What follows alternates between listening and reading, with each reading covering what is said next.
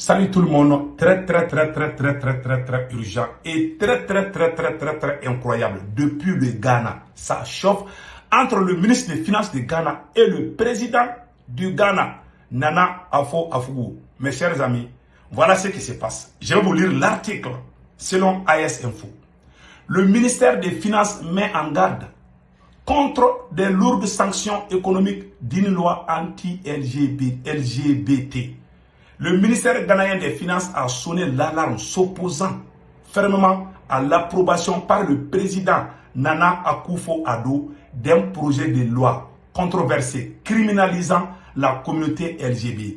Le ministère redoute de lourdes sanctions économiques dont la perte des financements cruciaux, la perte des financements cruciaux de la part des institutions internationales comme la Banque mondiale. C'est-à-dire, le ministre des Finances, le président ghanéen a décidé d'amener une loi contre toutes les pratiques inhumaines. Il ne faut pas que les hommes se marient, les femmes et les mamans ils font des bêtises là. Le président ghanéen dit qu'il est contre ça. Maintenant, son ministre des Finances, lui, il n'est pas d'accord. Lui, il veut qu'on laisse ces pratiques. Alors que nous, les Africains, ces genres de pratiques, ça ne va pas avec nos valeurs ancestrales. Écoutons ce qu'ils ont dit ici. C'est une situation très grave. Je vous parle aujourd'hui, vendredi 8 mars 2024. Écoutons. Au Ghana, le ministère des Finances conseille au président Nana Akufo-Addo de ne pas signer le projet de loi contre les pratiques homosexuelles dans le pays.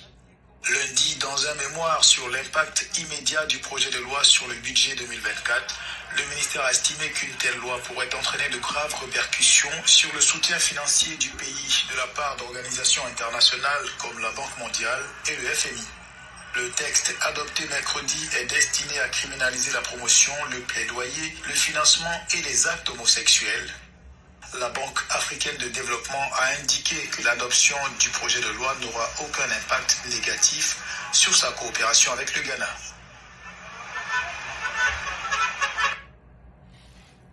Vous voyez maintenant comment un président décide d'amener une loi, mais son ministre des Finances s'oppose à cette même loi. Où est le sérieux? Vous voyez, quand vous dépendez de ces Occidentaux, voilà ce qu'ils font dans vos pays. Vous voyez ce que ça fait? Comment, dans notre culture, il y a des choses qui sont contraires à nos cultures. Maintenant, le président ghanéen ne veut pas que ces choses arrivent au Ghana. Voilà, son ministre des Finances se met contre lui. Vous voyez des choses comme ça? Vous avez tous entendu. Voilà pourquoi on dit vraiment d'être indépendant à 100%. Quand vous dépendez de ces institutions bancaires, financières, quand ton pays dépend de ces institutions financières, tu es foutu. Ils vont faire ce que tu veux. La loi programmation militaire, après l'arrivée de la démocratie, c'est la même chose qu'ils ont fait. La Banque mondiale a amené une politique de démilitarisation. Il y a le Mali, il y a le Niger, il y a le Burkina Faso. Après, ils ont amené les terroristes pour nous tuer. Voilà, maintenant, le Ghana avait bien démarré avec Jero Links. Vous voyez, Jero Links a été dessus.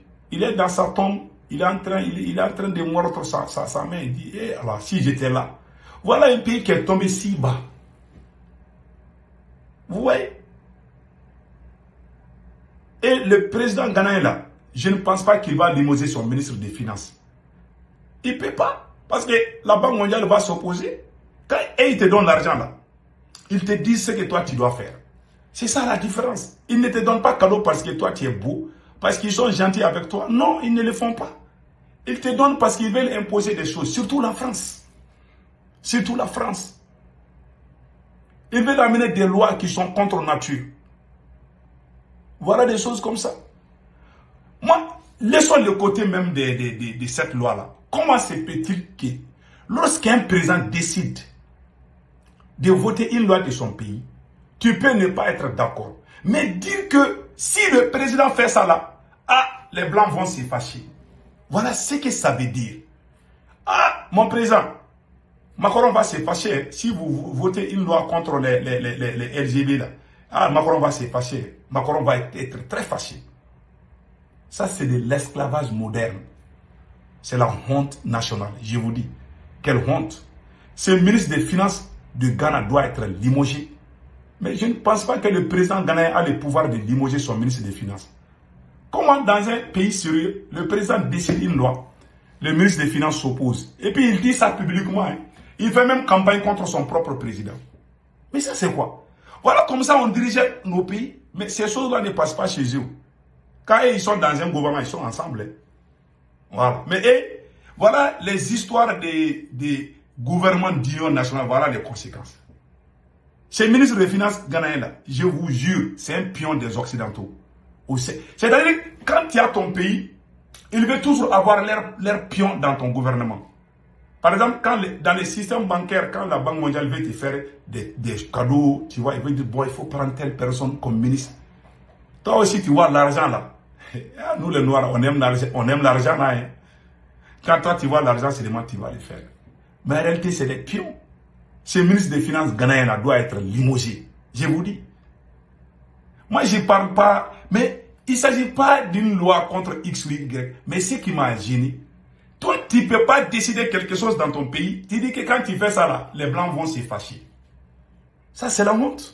Comment un ministre va dire que si on prend c'est comme si un chef de famille veut prendre une décision dans sa famille, un membre de sa famille s'élève, ou bien son petit frère, ou bien son fils cadet, ou bien un de ses enfants s'élève et dit, ah, papa, si tu prends cette décision-là, la famille voisine là, ils vont se fâcher contre nous. Hein. Voilà des choses comme ça qui se passent chez nous en Afrique. Voilà pourquoi on n'évolue jamais. Le complexe d'infériorité.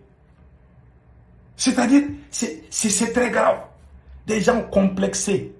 Même quand ils voient un blanc, là, ils pensent que c'est un diable. Ils pensent que c'est Dieu. Et ils ont peur des blancs que Dieu. Ils croient que c'est blanc qui les a mis au monde. Donc, ils doivent faire tout pour que les blancs là, ne s'effacent pas. On appelle ça les valets locaux. Ces ministres-là, si c'était au gouvernement malien, on allait les chasser. Ou bien au gouvernement du capitaine Ibrahim Traoré, on allait les chasser. Ou bien au gouvernement du Niger, on allait les chasser. Voilà, au Ghana, maintenant, le président veut adopter une loi. Voilà. Non, ça fait mal, hein. Ça fait très mal. Donc, voilà ce qui se passe. On vient d'apprendre aussi que le Conseil constitutionnel du Sénégal a accepté la nouvelle date des élections proposée par Macky Sall le 24 mars, le 24 de ce mois. Les élections présidentielles, le premier tour va se dérouler. Bonne chance pour les candidats. Deuxièmement aussi, nous avons appris, nous venons de voir les communiqués de l'armée malienne. Mes chers amis, aujourd'hui, l'air est très grave au Mali. Hein, et les attaques se multiplient partout. Mais l'armée résiste. L'armée résiste. Voilà pourquoi nous disons de faire l'union sacrée autour du président de la transition. Voilà ce qui est écrit ici. L'état-major général des armées informe l'opinion nationale et internationale que dans la nuit du 6 mars, la maison centrale d'arrêt de Nyono a été attaquée par des groupes terroristes. Les femmes ont vigoureusement repoussé cette attaque. Plusieurs terroristes ont été neutralisés, des armes et un véhicule ont été récupérés. Tôt ce matin, 7 mars 2024, le poste frontalier de Kouré-Malé, à la frontière entre le Mali et la Guinée, dans le cercle de Kangaba, a fait l'objet d'une attaque terroriste et qui a causé des dégâts matériels, mais pas de pertes en vie humaine. Les femmes restent déterminées à assurer la sécurité et partout au Mali. Unis, nous vaincrons. Voilà. Ils sont en train d'amener les terroristes. Après le Sénégal, ils veulent amener les terroristes partout en Afrique maintenant. Vous voyez, la frontière entre le Mali et le Sénégal, il y a des terroristes. La frontière entre le Mali et la Guinée maintenant, les touristes arrivent là-bas. Parce qu'on les a tous bottés vers la région du Mali. Les Niger, les Mali, ils sont en train de planifier des attaques partout. Mais Inch'Allah, nous allons gagner cette guerre. Inch'Allah. Donc mes chers amis, c'était les informations aujourd'hui. Passez excellent week-end. Ciao, ciao.